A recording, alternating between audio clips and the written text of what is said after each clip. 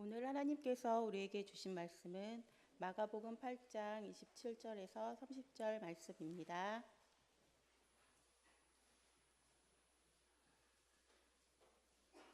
이제 봉독합니다. 하나님의 말씀을 경청하십시오. 예수와 제자들이 빌립보 가이사랴 여러 마을로 나가실새 길에서 제자들에게 물어 이르시되 사람들이 나를 누구라고 하느냐? 제자들이 여짜와 이르되 세례 요한이라 하고 더러는 엘리야 더러는 선지자 중에 하나라 하나이다. 또 물으시되 너희는 나를 누구라 하느냐? 베드로가 대답하여 이르되 주는 그리스도 신이이다 하매 이에 자기의 일을 아무에게도 말하지 말라 경고하시고 하나님께서 이 말씀을 통해 우리에게 은혜 주시기를 원합니다. 이 가을에 주시는 하나님의 풍성한 은총과 그 사랑이 여러분의 삶에 가득하기를 소망합니다. 우리 함께 기도하시죠. 사랑의 주여 하나님 감사합니다. 주님께서 저희를 귀한 자리로 인도해 주셨고 주님께서 주시는 그 생명의 말씀을 듣게 해주셨습니다. 이제 저희의 마음을 열고 주님의 말씀을 듣겠습니다. 들려주신 그 말씀이 우리의 삶의 살 길과 갈 길을 열어가는 귀한 말씀 되게 하시고 주의 성령의 은혜로 더욱더 격려와 용기를 가지고 담대하고 옹골찬 믿음을 가지고 주님의 자녀답게 살아갈 수 있도록 주님 함께하여 주옵소서. 예수님의 이름으로 기도드립니다. 아멘. 오늘 말씀 27절 말씀을 보시죠. 함께 읽어볼까요? 예수와 제자들이 빌립보 가이사랴 여러 마을로 가실새 길에서 제자들에게 물어 이르시되 사람들이 나를 누구라고 하느냐? 중간에 있는 길에서, 오늘 말씀의 제목이 여기서 나왔습니다. 길에서가 매우 중요합니다. 특별히 마가복음은 4개의 복음서 중에 길 또는 그 여정에 대해서 굉장히 중요하게 다루고 있는 말씀이 바로 마가복음입니다. 마가복음을 보면은요, 우리가 그 느낌에서 길을 걷고 계시는 예수님에 대한 그런 느낌들을 받을 수가 있습니다. 특별히 오늘 제목이 되었던 길에서라고 하는 그 단어도 마가복음 전체를 볼 때 16장에 16번이나 등장하고 있고요. 오늘 우리가 읽은 이 8장의 길에서는 어쩌면 변곡점이 될 수도 있겠다 하는 생각을 갖게 합니다. 예수 그리스도의 삶과 제자들과 함께 살아가는 삶의 터닝 포인트, 전환점, 변곡점, 새로운 삶으로 나아갈 수 있는 또 계기, 이렇게 표현할 수 있을 정도의 의미들이 오늘 이 말씀 속에 담겨져 있습니다. 마가복음 1장에서부터 마지막까지 보면은요, 예수 그리스도의 삶의 여정이 나와 있어요. 물론 다른 복음서도 마찬가지지만 하늘에서 땅으로 내려오셨죠. 그 땅에서 더 깊은 죽음의 골짜기 십자가에까지 내려가시는 거예요. 하지만 성경은요, 그걸 내려갔다고 이야기하지 않고 그것을 참된 구원의 하늘을 향한 길이라고 표현하고 계세요. 그 사람의 눈으로 볼 때에는 내려가는 길이지만 그 성서적인 눈길로 보면은 그것은 하늘을 향하는 길이고 구원을 향하는 길이죠. 그래서 십자가라고 하는 굉장히 중요한 의미는 바로 그것은 죽음을 열고 죽음으로 들어가는 문이 아니라 문을 열어서 하늘로 향하는 구원의 문이 될 수 있다고 성경 우리들에게 이야기해주고 계세요. 예수님은 길을 걷는 예수님이었습니다. 하나님의 뜻을 그 마음에 담고 이 세상에서 참된 구원과 진리의 길을 걷는 분 예수 그리스도. 그래서 그분을 따르는 제자라고 말할 때에는요, 예수님과 같은 길 위에 있는 사람이어야 돼요. 그리고 자기가 살아가는 인생의 여정의 길에서 내 곁에 예수님의 계심을 늘 발견할 수 있는 이들을 우리는 제자라고 말할 수가 있죠. 전도는 뭘까요? 전할 전자에다가 길 도자, 길을 전하는 사람들이에요. 참된 진리의 길을 보여주는 일이 바로 전도다 말할 수가 있죠.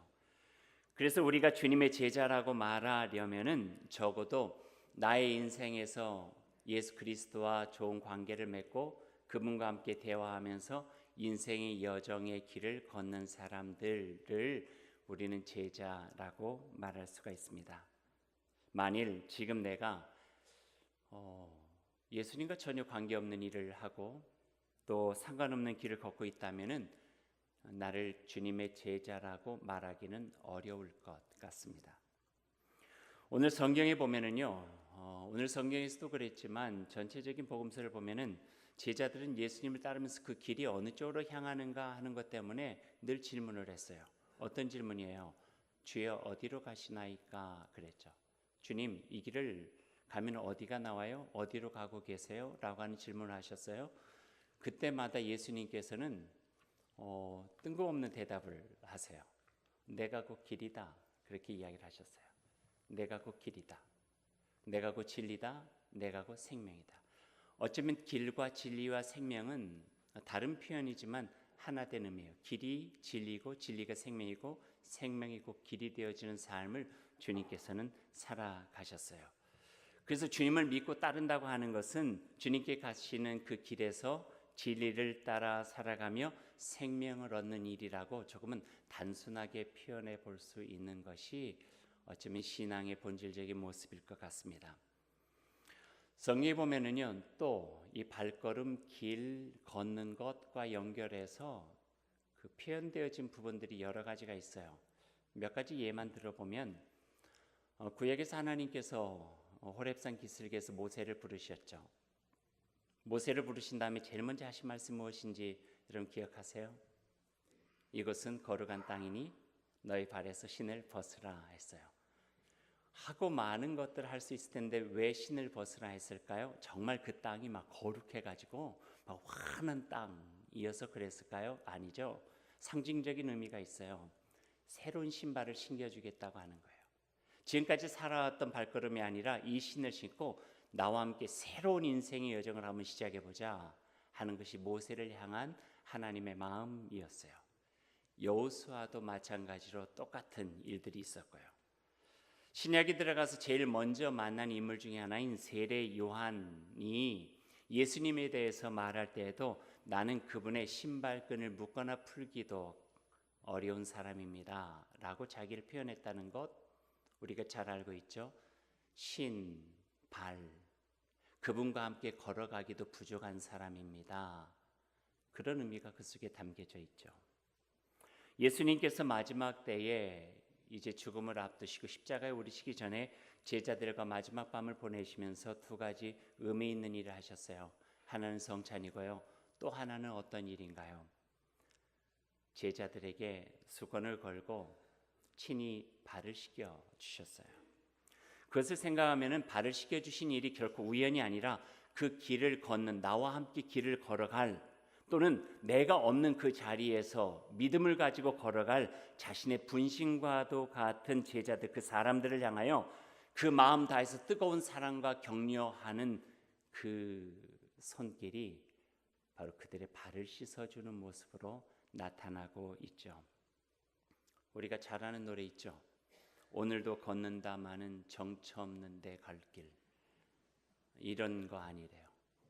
주와 같이 길 가는 것 즐거운 일 아닌가? 우리 주님 걸어가신 발자취를 따르세요. 이것이 바로 우리가 부를 노래예요. 예수님은 분명한 방향이 있으셨고 목표가 있으셨고 가야 될 곳이 있으셨어요. 정처 없는 길이 아니라 그분과 함께 그 마음을 같이 약속하고 함께 걸어가는 길이 신앙의 여정이라는 믿음을 갖고 우리는 나아가고 있습니다. 오늘 말씀으로 좀 더 들어가 보죠. 27절 말씀 한번 여러분 보세요. 예수님과 제자들이 함께 걷고 있었어요. 어디로요? 빌립보 가이사랴 여러 마을로 나가실새 길에서. 가이사랴 빌립보 가이사랴는요 화려한 도시고 로마의 황제에게 봉헌된 도시예요. 화려함이 가득 차 있었던 도시죠. 그 길에서 제자들에게 예수님께서 질문하셨어요. 사람들이 나를 누구라 하느냐라고 질문하셨어요. 이것을 우리가 한마디로 표현하면은 여론조사예요. 여론조사. 사람들이 나에 대해서 뭐라고 이야기하고 있니? 하고 물어봤어요.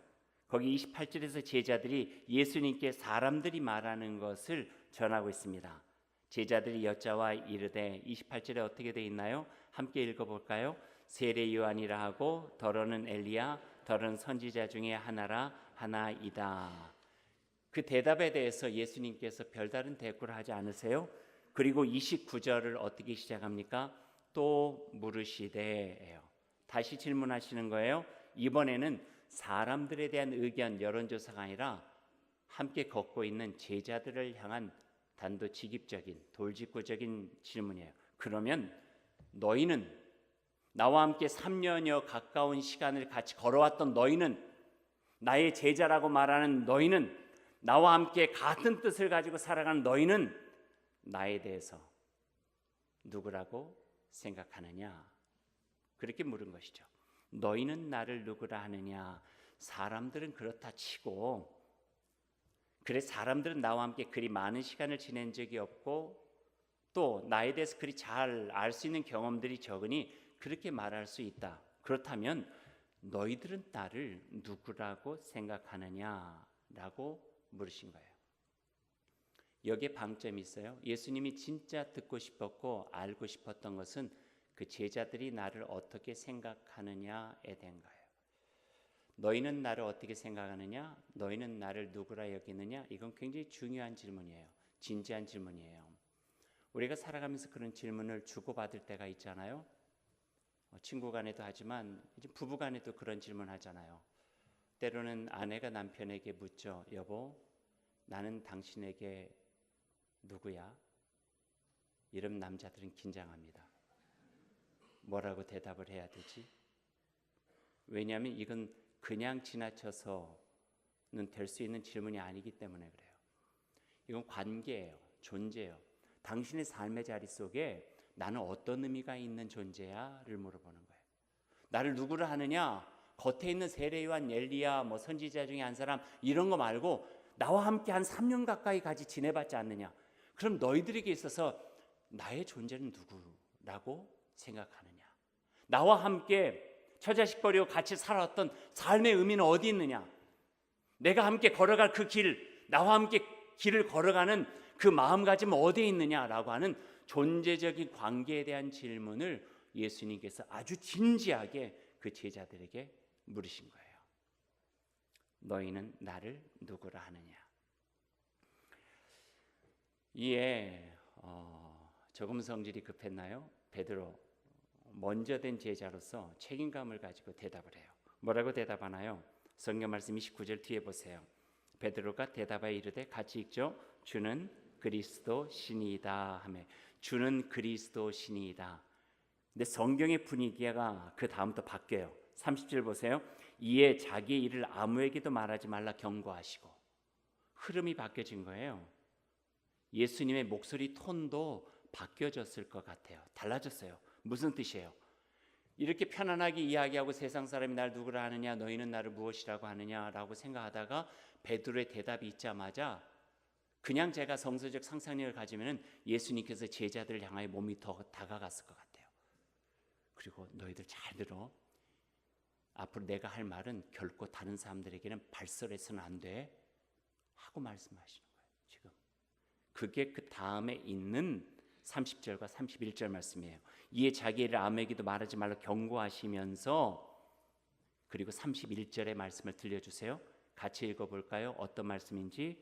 인자가 많은 고난을 받고 장로들과 대제사장들과 서기관들에게 버림받아 죽임을 당하고 사흘 만에 살아나야 할 것을 비로소 그들에게 가르치시되 32절 어떻게 가르치셔요? 드러내놓고 이 말씀을 하시니 드러냈다고 하는 것은 사람들에게 큰 소리로 했다는 것이 아니라 그 마음속에 예수님의 마음속에 지금까지 3년여 가까운 시간을 지내면서도 드러내지 못했던 것들, 어떤 비밀들, 자기의 삶의 앞으로의 미래들, 내가 어떤 삶을 살아갈 것인가에 대한 계획들, 이런 것들을 말하지 못했던 것들 이제는 드러내놓고 이야기할 수 있다, 이 말씀이에요.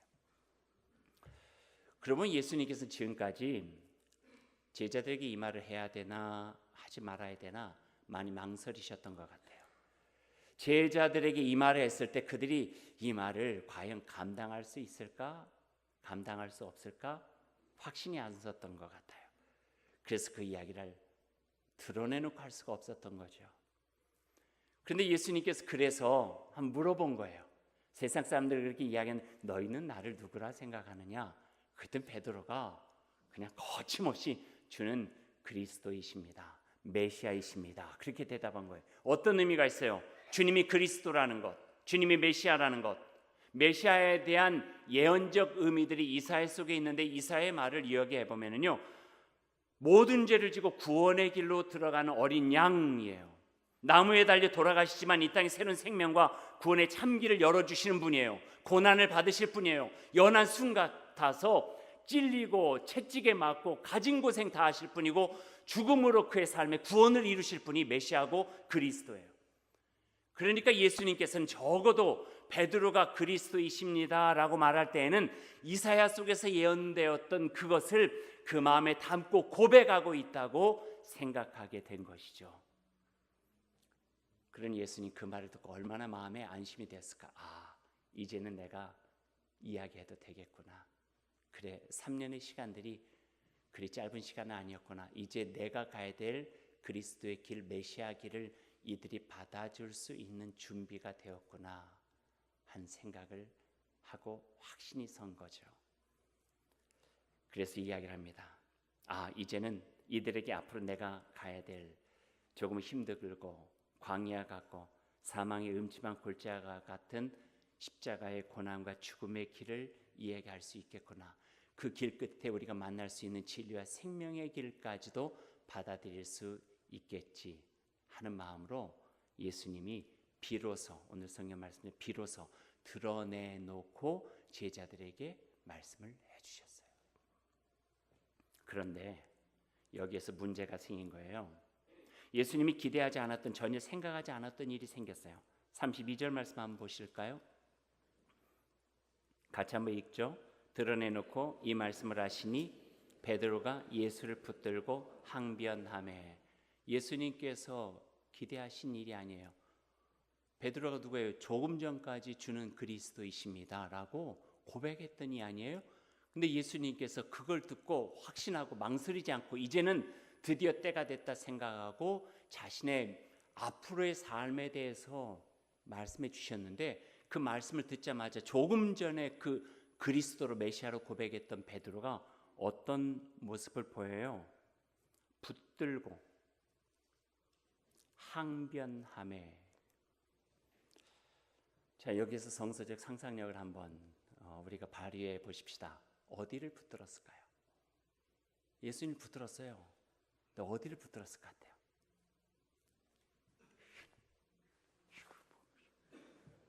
멱살잡이를 한번 했을까요? 아니면은 아닌 것 같죠. 그거는 아니면은 조심스러우니까 스승님 어디 붙들었겠어요? 이렇게 붙들었을까요? 그건 아닌 것 같죠. 많은 성서학자들이 신약 보면서 베드로가 예수님이 어디를 붙들었을까 한번 그 성서적 상상력을 추론해 봤어요. 그러면서 많은 사람들의 의견이 어디를 이야기하냐면 양 어깨 축지를 붙들었을 것이다. 그렇게 이야기를 해요. 이거예요. 여기하고 여기를 꽉 잡고 붙들면서 그냥 붙잡았을까 흔들었겠죠. 예수님 말이나 됩니까? 이거예요. 항변하다라고 하는 것은요, 에피티마오라고 원어를 썼는데 이거는 아래 사람이 위에 사람에게 하는 말이 아니라 위에 사람이 아래 사람을 꾸짖으면서 하는 말이에요. 말이나 되는 소리를 하십시오 이거예요. 예수님에게. 지금까지 우리 처자식 버리고 3년 동안 시골 갈릴리에서 예수님 따라서 여기까지 왔는데 뭐 고난의 길을 간다고요? 뭐 죽음의 길을 간다고요? 우리가 함께 죽으러 가자고요? 이게 말이 되는 이야기예요? 항변하는 거예요. 항변하는 거예요. 적어도 우리들이 그곳을 떠나서 이 고생 당하는 것은 예수님과 함께 같이 예루살렘 가서 누리면서 예수님의 능력과 권세 속에서 우리의 삶의 성공과 성취를 통해서 한번 이루고자 하는 그 마음이 있는데 뭐라고요? 인자가 죽는다고요? 고난을 받는다고요? 그 3일 만에 살아난다고 하지만 우린 뭐예요? 항변하고 있는 거예요. 양 어깨를 잡고 막 붙들고 흔들면서 이것이 지금 이 성경 말씀에 있는 거예요.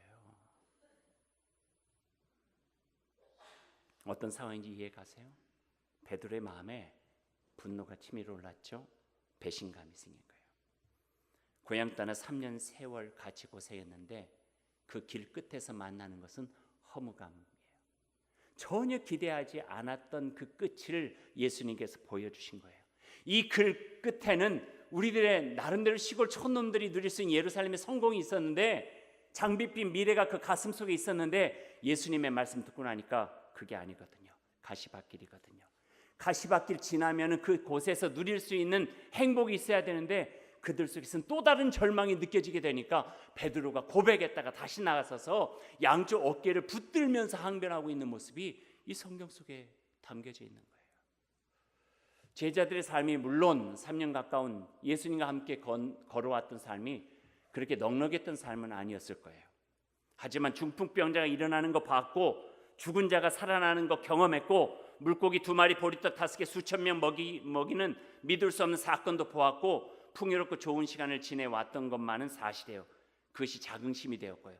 그러다 보니까 자연스럽게 그 마음에 꿈꿀 수 있었던 것은 예루살렘에서의 성공이에요. 그러다 보니까 마지막 예루살렘 들어가기 전에 제자들이 와서 예수님, 그곳에 가면 좌와 우에 우리를 세워주십시오. 이런 이야기가 왜 나왔겠어요? 그들의 마음속에 품고 있었던 꿈이죠. 예수님이 생각하고 있는 길 끝에서 만나는 것과는 전혀 다른, 고난과 죽음의 길이라기보다는 어쩌면 시골 사람들이 예루살렘에 성공할 수 있는 출세의 길이라 생각했는데, 그래서 그 어려움도 꾹 참고 떠나지 않고 지금까지 걸어온 길이었는데, 허망함이 확 밀려오니까 베드로 마음속에 화가 확 치밀어 오른 거죠. 베드로의 항변이 이해가 돼요. 여러분 그러지 않아요? 여러분은 그러지 않나요? 왜 예수 믿으세요? 왜 예배 드리세요? 왜 기도하세요? 어떤 기도를 드리세요? 예수 믿고 출세하고 싶지는 않으세요? 모든 일이 잘 풀리고, 재수할 아이가 기도했더니 재수 안 하고 한 번에 합격하고, 개업할 때 예배 드렸더니 모든 것들이 막 처음은 미약하지만 모든 것들이 창대해지고, 막 이런 마음들이 우리 안에 있잖아요. 예수 믿어서 나의 삶이 필 수 있을 것이다, 그런 마음을 가지고 있는데, 주일에 와서 듣는 말씀은 예수 믿으면은 고생길이 훤합니다. 하지만 성령께서 도와주시니까 용기를 내서 걸어가십시오. 이 말 들으면 여기 남아있을 사람 몇 명이나 있겠냐 하는 거예요. 지금 그 이야기를 지금 베드로의 입술을 통해 가지고 우리의 속내를, 우리의 속셈을 그냥 이렇게 드러내고 있는 거예요. 제 이야기는 아닌데요, 가까운 친구에게서 들은 이야기예요. 친구 목사가 한 번은 이렇게 이야기하다가 자기가 아는 어떤 한 사람에 대한 이야기를 들려줬어요. 원래 그 청년 때 알고 있었던 사람이 있었는데 목사가 된 다음에 만났대요. 만났더니 그 사람이 원래 부적도 잘 쓰고 미신도 잘 믿고 점도 잘 치는 사람이었어요. 그래서 어떻게 전도할까 하는데 말도 못하고 그냥 헤어진 거예요. 근데 몇 년 만에 다시 만났어요. 몇 년 만에 만났더니 제가 교회를 다닌다 그러더래요. 예수를 믿게 되었다고, 신앙을 갖게 되었다고. 왜 그렇게 됐냐니까 교회를 다니면 모든 것 다 잘 될 것 같아서 교회를 다니게 됐다는 거예요. 그래서 잘했다고, 예수 믿는 거 정말 잘하셨다고 하고 헤어졌대요. 그러다 몇 년 후에 만났어요. 몇 년에 만났는데 요즘 교회 잘 다니세요? 그랬더니 이제는 절을 다닌다고 그러더래요. 절을. 그래서 어떻게 절을 다니게 되냐 그랬더니 교회를 다녀도 잘 안 풀려서 절을 다니면 조금 더 모든 것이 잘 풀릴까 해서 절로 다니게 됐다고. 속으로 좀 상심되고 속상했지만 뭐라고 할 말도 없고 그래서 그냥 헤어졌대요. 그러다 몇 년 후에 또 만난 거예요. 그래서 요즘은 절 잘 다니시냐고 그렇게 물어봤더니 그분이 그러더래요. 아니라고, 난 이제 교회도 안 다니고 절도 안 다닌다고. 그래서 왜 그러시냐고 했더니 기독교도 가보고 불교도 가보고 부적도 써보고 점도 쳐봤는데 별로 나에게 도움이 되는 게 없더라는 거예요. 그러면서 그 친구랑 이런 이야기 했어요. 종교가 겉옷은 아니에요. 우리의 심령을 바꾸고 우리의 삶을 바꾸는 것인데, 그 사람에게 있어서 기독교 신앙도 가져봤고 불교 신앙도 가져봤고 했지만 별로 그거는 그에게 중요한 게 아니라, 그가 가지고 있는 그 종교의 이름은요, 나 잘되게 하는 종교예요. 나 잘되게 하는 종교. 그러다 보니까 나만 잘되게 하면 이것도 갈 수 있고 저것도 갈 수 있고 하는 거예요. 기독교 신앙의 핵심도 몰랐죠. 그에게 성경에 어떤 말씀이 있는가가 무슨 의미가 있겠어요? 들려지는 말씀에 나의 삶을 변화시켜 나간다고 하는 것이 어떤 의미가 있겠어요? 그저 내가 빌고 기도하고 내가 잘 되면은 그러면 좋다, 그렇게 해주는 것이라면은 얼마든지 나의 삶과 영혼까지도 팔으면서 내가 그것을 선택할 수 있다, 이거겠죠. 베드로 이야기를 하다가 이 이야기를 하니까 베드로를 꽤 비하하는 것 같은데요, 그러고 싶은 마음은 전혀 없어요. 하지만 분명한 것은 예수님을 그리스도라고 고백하는 그 진정한 의미, 주는 그리스도 신이다라고 하는 그 진정한 의미가 베드로에게 아직은 결여되어 있는 것만은 분명하다는 거예요. 우리도 그렇죠. 우리 예수 믿는 사람이잖아요. 그리스도인 맞죠? 주님을 따른 제자 맞죠? 하나님의 자녀, 하나님의 백성, 얼마나 쉽게 우리가 우리 자신의 정체성을 이야기하면서 소개하고 표현하는 말들이에요. 하지만 때로는 그 진정한 의미, 그 속에 담겨져 있는 때로는 고난, 때로는 손해, 때로는 헌신, 때로는 감당해야 될 어려움, 외면하려고 해서 그런지 모르지만 그것까지도 우리들이 담고 나는 그리스도인입니다. 난 주님을 따르고 있습니다. 나는 하나님의 자녀요 주의 백성입니다. 이렇게 말하고 있는지 오늘 이 성경 우리에게 다시 한번 진지하게 질문하고 계세요. 적어도 청년들이요, 여기 청년들이 있는데 나는 주님을 믿고 따른 기독 청년입니다 라고 말할 때는 아무리 성적 올리고 싶어도 난 부정행위를 하지 않습니다 라는 뜻이 그 속에 담겨져 있어요. 아무리 내가 성적인 유혹을 받는다 할지라도 내가 부패한 사람으로 나를 변질시키지 않겠습니다, 나를 지켜나가겠습니다 라고 하는 그런 옹골찬 고백들이 그 속에 담겨져 있는 거예요. 적어도 하나님의 뜻 가운데 있는 정의로움과 그리고 평화와 사랑과 창조 질서를 보존하면서 내 삶을 가치 있게 살아갈 그 마음이 저에게는 있습니다, 이거예요. 그냥 그리스도인입니다, 기독 청년입니다, 하나님의 사람입니다, 그냥 표현되어지는 말 한마디가 아니라 그 속에 함유하고 있는 진정한 의미들을 알 때에 때로는 어렵고 때로는 두렵게 내가 예수님을 부족하지만 따르며 살아가기 위해서 애를 쓰고 있습니다. 그러나 정말 감사한 것은 이 부족함에도, 그 연약함에도 불구하고 성령께서 내 마음에 힘을 주시고 내 곁에서 주님께서 손을 잡아주셔서 그래도 제가 이 길을 걸어갈 수 있게 된 것 같습니다. 이런 고백이, 이런 고백. 나는 주님을 믿습니다. 나는 교회를 다니는 사람입니다. 여기에는요, 난 어떤 선택 앞에 나는 이기적으로 선택하지 않으려고 애쓰고 있습니다, 이거예요. 주님이 무엇을 원하는지, 어떤 걸 기뻐하실지 제 마음에 큰 관심을 가지고 살려고 애쓰고 있습니다. 여러분, 그래서 신앙이 힘든 거예요.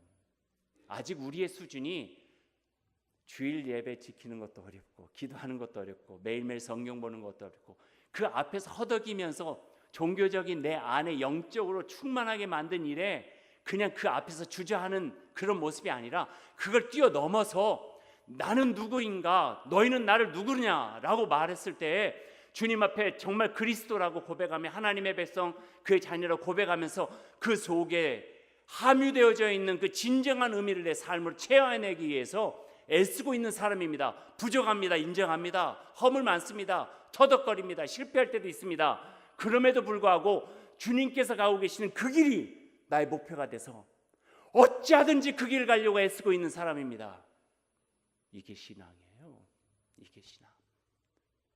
그래서 주님 앞에 나오면 그렇게 살지 못하는 우리 자신에 대한 참회가 있고 그렇게 살게 해달라고 하는 애달픈 하나님을 향하여 참된 부탁이 있고 그렇게 살아가기 위해서 필요한 하나님의 은혜, 예수 그리스도의 사랑, 성령의 도심, 거기에 대한 갈망이 우리에게 있는 것이지요. 그래서 끊임없이 물어봐야 돼요. 오늘 가이사랴 빌립보에서 예수님께 하신 질문을, 그보다 더 화려한 세상, 유혹 많은 세상인 21세기 현대를 살아가는 우리 자신은 늘 물어봐야 돼요. 너희는 나를 누구라 하느냐? 너희는 나를 누구라 하느냐? 차마 주님이 나의 스승이라고 고백할 수 없는 저의 모습을 주님은 다 아시죠.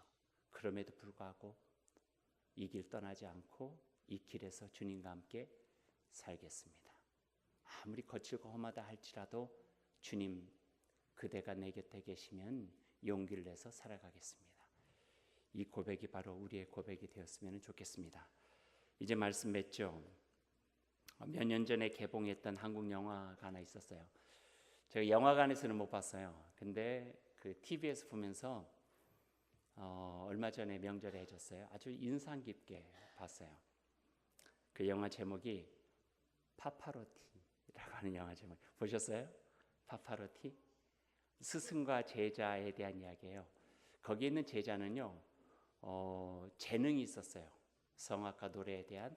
그런데 갑자기 그 학교 시절에 잘못 휩쓸려서 조폭 속에 들어가 있었던 거예요. 나오기가 힘든데 자기의 재능을 어떻게든 갖고 보려고 그러다가 헬런 켈러의 스승 같은 설리반 같은 그 좋은 분을 만났어요. 그래서 그 재능을 어떤 우여곡절, 뭐 그 영화 보면 다 나와요. 그 우여곡절을 다 이겨내고 그 재능이 있었던 청년이 나중에 유학까지 하고 좋은 성악가로 쓰는 그 과정을 영화했던 이야기예요. 거기에 감동적인 장면 중에 하나가 그 마지막 장면인데요. 귀국 독창회를 할 때예요. 그래서 앞에 나와가지고 전체적인 그 프로그램에 따라서 다 노래를 하고 난 다음에 마지막에 정말 좋아하는 노래를 하나 부르고 싶다고 이야기를 해요. 그리고 이것은 나의 선생님, 나를 여기까지 있게 해주신 선생님이 정말 좋아하는 노래고 내가 그 노래를 부르고 싶다고 하는 거예요. 그 노래 궁금하시죠? 그 노래가 행복을 주는 사람이라는 노래예요. 제가 이 노래를 좋아해요. 그냥 좋아하는 게 아니라 되게 좋아해요. 그러다 보니까 그 영화에서 나오는 그 노래가 제 마음에 아주 와닿았어요. 음이 높아서 부르고 싶으면 간절하지만 제가 못 부르고 가사가 정말 좋은데 가사를 새기면서 그 파파로티 마지막 장면에 나오는 그 부분만 여러분에게 한번 들려드릴게요. 거기에 나오는 그대는요, 저는 예수님이라고 생각해요. 예수님. 그렇게 생각하면서 이 노래를 한번 들어보시죠. 마지막으로 제가 제일로 좋아하는 노래 한 곡 해보겠습니다.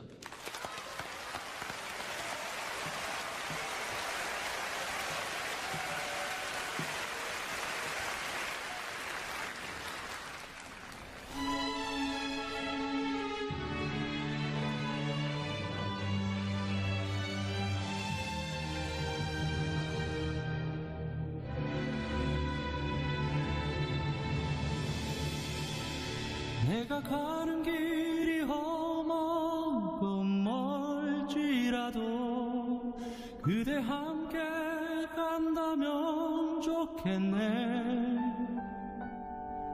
우리 가는 길에 아침 햇살 비치며 행복하다고 말해주겠네. 이리저리 둘러봐도 제일 좋은 건 그대와 함께 있는 것.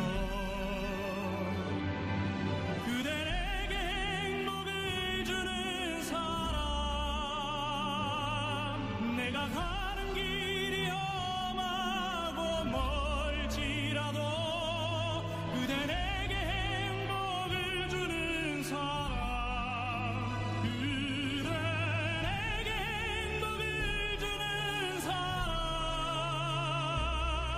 내가 가는 길이 험하고 멀지라도 그대 내게 행복을 주는 사람.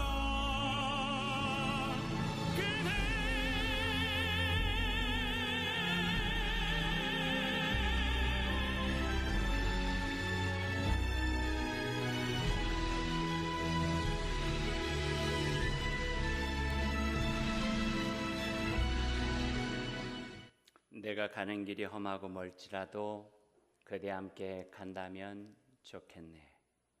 그대 내게 행복을 주는 사람. 예수님과 제자들이 함께 부르면서 갈 수 있는 귀한 노래 같습니다. 사랑하는 여러분, 주님 오늘도 빌립보 가이사랴와 같은 화려한 세상에서 인생의 길을 걷고 있는 우리에게 묻고 계십니다. 너희는 나를 누구라 하느냐? 나는 너희들의 삶 속에 어떤 의미가 있는 존재이냐? 라고 묻고 계십니다. 우리는 그 대답을 우리의 삶으로 주님께 드려야 됩니다. 입술이 아닙니다. 우리의 삶이 그 대답이 되어줘야 되겠죠. 너무 늦기 전에 안일한 신앙생활에서 벗어나 하나님의 뜻이 그 길에 있는지를 분명히 살펴보고 예수님께서 그 길을 걷고 있는지를 분명히 살펴보고 우리가 그 길에서 함께 걸어가며 인생의 참된 진리와 생명을 누리면 좋겠습니다. 그리고 신앙 고백과 삶 사이의 거리를 좁히기 위해서 애를 써보십시오.